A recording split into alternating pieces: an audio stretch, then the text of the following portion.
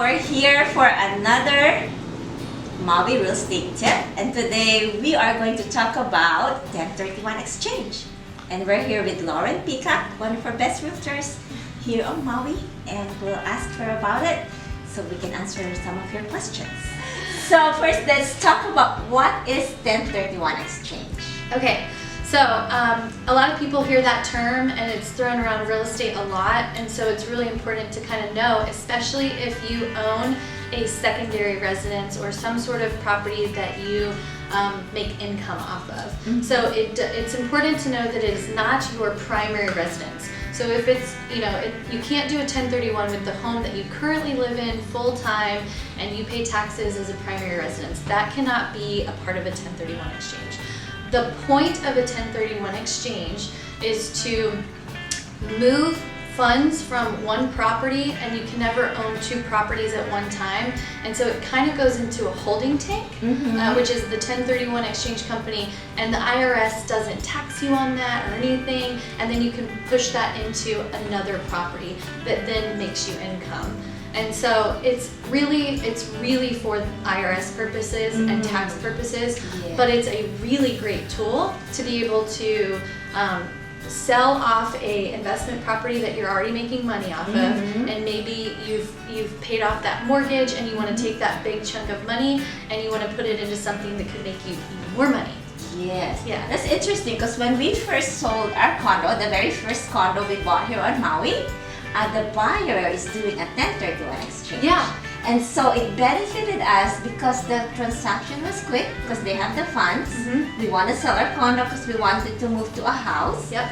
And so it's like a win-win. It's a win-win. Yeah. And typically when somebody's participating in a 1031 exchange, both parties, both seller and buyer, do have to sign off saying that they're accepting of taking on a buyer with a 1031 exchange or a seller that's doing a 1031. It is at no expense to the other person. So it's really it's an awareness. You just want to know about it. Yeah. Yeah, and so you mentioned already some of the requirements, but are there other requirements that they need to know about 1031 exchange? So with a 1031, yes, there are some federal requirements. So when you go to sell your investment property, the initial one, from the date of close of that sale, you have 45 days to select up to 3 properties, and you do need to put that on a specific IRS form that the 1031 exchange company will provide to you, and your realtor can help you figure that out and navigate it. I was thinking about that. I said, oh, we need a realtor for all of this.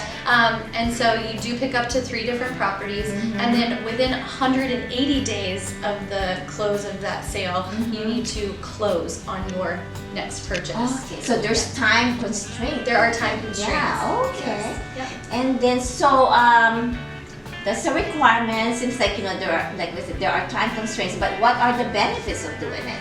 The benefit of doing a 1031 exchange is that you can release a property that maybe needs some work or it's not serving you anymore in terms of what you think you need for your business.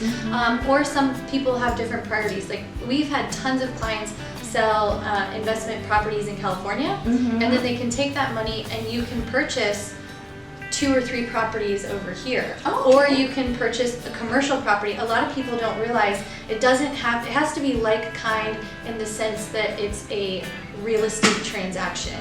You can't sell a property and then come here and buy a boat. Okay. A boat is not real property. Yeah.